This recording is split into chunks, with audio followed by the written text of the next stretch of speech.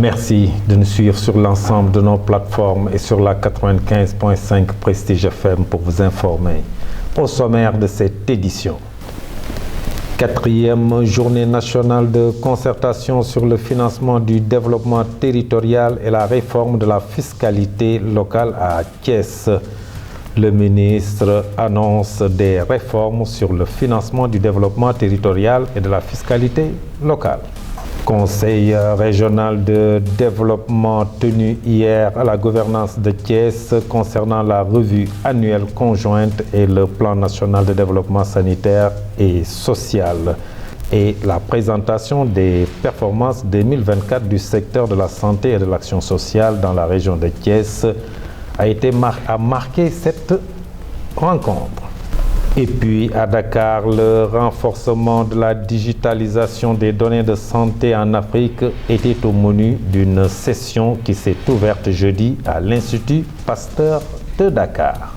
La page de l'actualité nationale avant celle de l'actualité internationale et la page des sports viendra boucler cette édition dans un court instant. Le développement.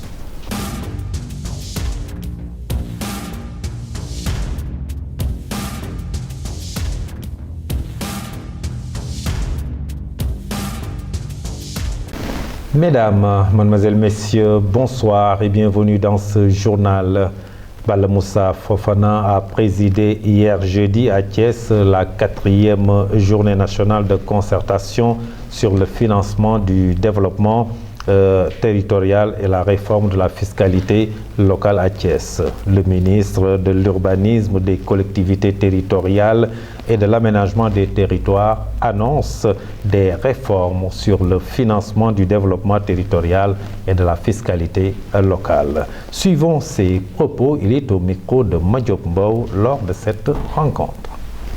Que nous ouvrons cette 4e journée de concertation nationale pour un rendez-vous crucial pour l'avenir de nos territoires. Aujourd'hui, nous sommes réunis autour d'un enjeu majeur, le financement du développement territorial et la réforme de la fiscalité locale. Ces deux piliers sont essentiels pour bâtir des territoires prospères, inclusifs et résilients, où chaque citoyen pourra s'épanouir. Les collectivités territoriales, garantes de la proximité citoyenne, ont la mission essentielle de répondre aux besoins fondamentaux de leurs habitants. Cela implique la mise en place d'infrastructures vitales, la fourniture de services de base essentiels et la lutte contre les inégalités persistantes. Cependant, ces aspirations légitimes ne peuvent se concrétiser sans l'apport de ressources financières robustes, pérennes et gérées avec une sagesse exemplaire. Notre objectif, instaurer une fiscalité locale optimisée et mettre en place un financement territorial diversifié et équitable, gage d'un avenir prospère pour tous. Cette 4e journée revêt une importance particulière car elle aborde directement la question des ressources financières des collectivités territoriales. À cet égard, je tiens à rappeler les efforts de l'État à travers l'augmentation des fonds, des montants alloués aux collectivités territoriales, notamment tout ce qui est FDT, FECT. Ainsi, nous allons aller plus loin. Des réformes sont déjà en cours et porteront leurs fruits à court terme. Pour le volet fiscalité locale, je vous invite à appréhender pour une meilleure maîtrise de l'assiette fiscale, un recouvrement efficace et efficient et une optimisation des recettes. Je vous le disais tout de suite dans le sommaire, un conseil régional de développement s'est tenu hier à la gouvernance de Thiès concernant la revue annuelle conjointe et le plan national de développement sanitaire et social. Cette rencontre a été marquée par la présentation des performances 2024 du secteur de la santé et de l'action sociale dans la région de Thiès. C'était en présence du gouverneur Sayer Ndao et les autorités du secteur de la santé. Docteur Mama Moussa Diaw, directeur régional de la santé à Thiès, revient sur les points stratégiques de cette rencontre. Il est au micro de Mambiram Sissegaï et de Moussa Mbaye. Vous savez que nous sortons d'un an dans une longue période de grève, de rétention d'informations.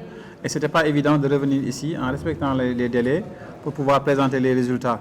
Mais quand même, depuis la levée du mot d'ordre de rétention d'informations dans certaines en tout cas centrales syndicales, aujourd'hui, nous avons quand même assez de matière pour pouvoir présenter les résultats, ce qui n'était pas le cas de l'année passée. N'empêche que jusqu'à présent, les indicateurs que nous avons présentés ici peuvent inquiéter peut-être par rapport à leur faiblesse, mais aussi nous rassurer quelque part parce que, si vous voyez bien, nous avons évalué le maximum de résultats que nous avons en dehors de la tuberculose. C'est sur pratiquement moins de 50% des résultats que nous sommes en train de collecter.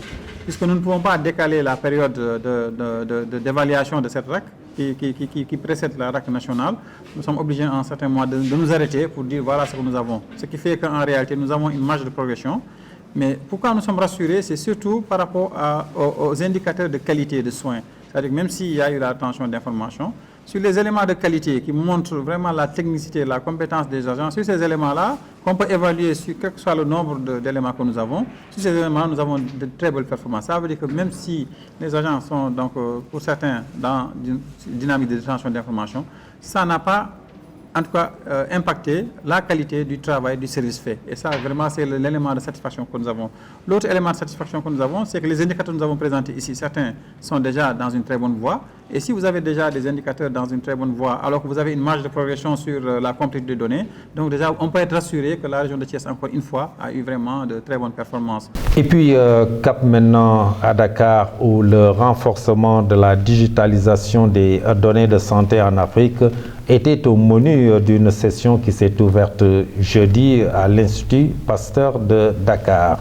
Des experts de la santé et autres décideurs venus de pays comme le Rwanda, l'Éthiopie et le Nigeria échangent autour des politiques et des stratégies nécessaires pour surmonter les défis persistants dans ce domaine.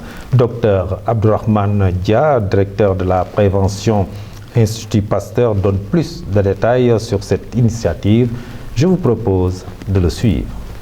Cette digitalisation aujourd'hui constitue une opportunité pour tout le système de santé, pour améliorer les offres de soins, mais également renforcer le système de santé. Mais aussi, c'est un outil important de planification sanitaire qui nous permet vraiment de baser nos décisions sur des données probantes.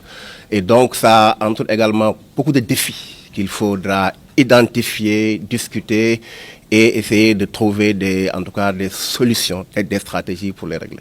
Et c'est pourquoi aujourd'hui on est très heureux encore une fois de recevoir tous ces experts ici à Dakar pour discuter, d'abord pour faire une analyse de la situation.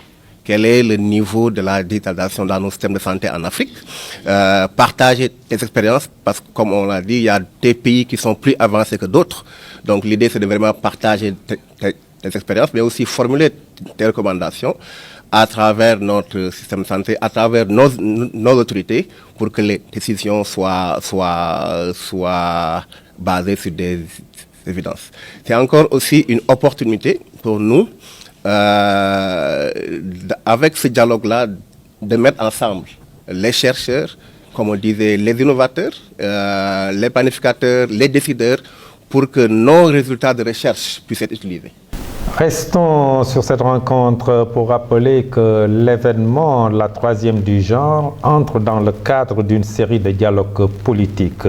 C'est une initiative portée par la plateforme de l'Observatoire africain de la santé sur les systèmes et les politiques de santé. Le directeur de cabinet du ministre de la Santé et de l'Action sociale a représenté la tutelle. À l'issue de cette rencontre, il a magnifié cet engagement au service de la santé. Docteur Samba Korsar, que nous écoutons. C'est un projet dont l'optique est d'aider à ce que la recherche aide les décideurs à aller plus vite et plus efficacement possible. Et comme on est dans l'ère de la digitalisation, le centre qui est ici présent à l'Institut Pasteur, qui est issu d'un grand projet d'observatoire des politiques et services de santé, a eu à réfléchir et à même dérouler des processus, à faire des revues systématiques pour capturer des connaissances qui peuvent servir aux décideurs. Donc cette session permettra de partager ces expériences avec tous les pays qui sont engagés dans le projet au niveau de la sous-région, sous le leadership de l'OMS Afro, mais aussi avec l'appui technique de l'Organisation ouest-africaine de la santé et de CDC Africa. C'est des dynamiques aujourd'hui qui permettent aux chercheurs et aux décideurs de dialoguer pour que les processus que nous mettons en place soient des processus basés sur des données probantes. Ça permet d'éviter le pilotage à vue.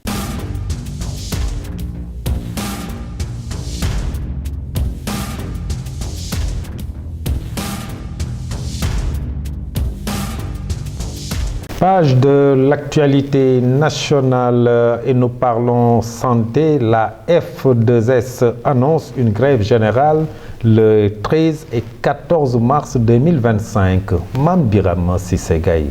L'actualité nationale, la Fédération des syndicats de la santé F2S va observer une grève générale les 13 et 14 mars prochains pour exiger l'application des accords signés avec le gouvernement, a annoncé jeudi son porte-parole Cheikh Seck, déclaré lors d'une rencontre avec les agents de santé à l'hôpital Namatou de Touba. Ils ont également insisté sur l'urgence de recruter du personnel de santé avec un poste budgétaire dédié afin d'assurer une meilleure prise en charge des patients. Par l'autre chose, le site de production de pétrole de Sangomar a connu une performance notable en février 2025 avec une production totale de 2,70 millions de barils de pétrole brut. Ce chiffre témoigne de la continuité et de l'efficacité des opérations dans le champ pétrolier sénégalais. Selon le rapport des productions du mois de février, les prévisions de production pour l'année 2025 a révélé le présent rapport de production qui s'élève à environ 30,53 millions de barils de pétrole brut avec un objectif de maintenir une production stable à hauteur de 100 000 barils par jour tout au long de l'année. Terminons avec une fuite de gaz qui a été détectée sur le projet gazier Grand Tortue Aymine GTA situé à la frontière maritime entre le Sénégal et la Mauritanie. Si l'ampleur et les conséquences précises de cet incident reste flou. L'association des pêcheurs artisanaux à la ligne de Saint-Louis dénonce un silence inacceptable et alerte sur les dangers pour l'écosystème marin et les communautés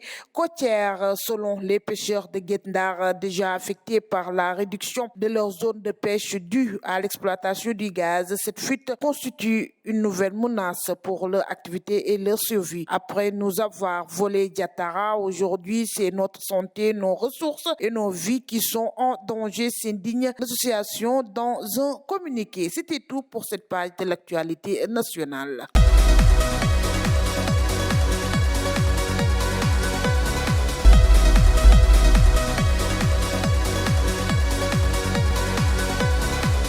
Informations internationales au Soudan, l'armée soudanaise poursuit sa progression dans Khartoum. C'est un rapide survol signé Mamadou Saturne Dior. Mardi 4 mars, l'armée loyale au président sud-soudanais Salva Kiir Mayardit a subi une lourde défaite dans la ville de Nassir, conquise par la White Army, une milice noire proche de l'opposant Riek Machar Teni. Le commandant de l'armée sur place, assiégé par la White Army, n'était toujours pas évacué ce jeudi soir, malgré une première évacuation réussie de 10 soldats gouvernementaux par l'ONU. Et à Juba, de nouvelles arrestations d'opposants ont été rapportées dans la journée de jeudi. Quittons l'Afrique de l'Est pour l'Afrique du Nord où l'armée soudanaise poursuit sa longue progression dans la capitale Khartoum. Elle a également réalisé quelques progrès il y a quelques jours dans les localités du sud du pays. Les paramilitaires des forces de soutien rapide répliquent à Khartoum en frappant l'artillerie lourde des quartiers résidentiels de la capitale. Ce jeudi 6 mars, les bombardements ont fait plusieurs victimes parmi des écoliers. Et mardi, l'armée a pris le contrôle du du célèbre pont de Al-Mashiach jusque-là au Médé FSR. Quant à la situation à Al-Fasher, au Darfour du Nord, la ville est encerclée depuis plusieurs mois par les forces de soutien rapide. Elle continue tout comme les 3 camps de déplacés qui l'entourent, Abu Chouk, Zamzam et Al-Salam, à subir les bombardements des forces de soutien rapide. Bouclons ce rapide survol de l'actualité internationale au Moyen-Orient. Dans la région côtière de l'attaqué à fief du dictateur syrien Déchi, au moins 16 membres des forces de sécurité ont été tués par les partisans de Bachar al-Assad. Les autorités mènent des opérations de sécurité dans cette province et celle voisine de Tartous, qui abrite une grande partie de la minorité alawite, a rappelé que 70 personnes ont été tuées et des dizaines d'autres blessées ou capturées lors d'affrontements sanglants et d'embuscades sur la côte syrienne entre des membres des ministères de la Défense et de l'Intérieur et des militants de l'armée du régime défunt, a indiqué sur X l'Observatoire syrien des droits de l'homme basé au Royaume-Uni et qui dispose d'un vaste réseau de sources en Syrie.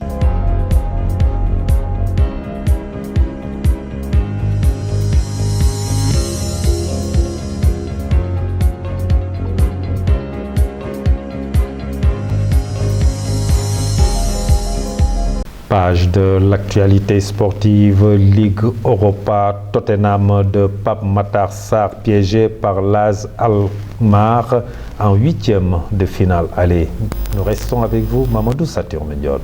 Premier match compliqué pour les Real Betis. Les partenaires de Youssouf Sabaly n'ont pas pu faire mieux qu'un match nul depuis partout face au Victoria Guimarães ce jeudi soir en 8e de finale aller de la Ligue Europa Conférence. Dans ce match au stade Benito Villamarin, les partenaires de Youssouf Sabaly restés sur le banc des remplaçants avaient ouvert les scores par le Congolais Bakambu à la 48e minute, mais très vite les Portugais ont égalisé par l'intermédiaire de Mendes à la 51e minute. Isco pensait avoir offert la victoire aux siens à la 75e minute, sauf que Nelson Oliveira lui a répondu à la 81e minute. Le match retour à Guimarães jeudi prochain 20h 0 minute GMT s'annonce palpitant. Parlons toujours Ligue Europa en déplacement aux Pays-Bas. Ce jeudi, les partenaires de Pape Matar Sarr ont été battus par l'AJ Alkmaar en 8e de finale aller de Ligue Europa 1-0. Les Spars devront renverser la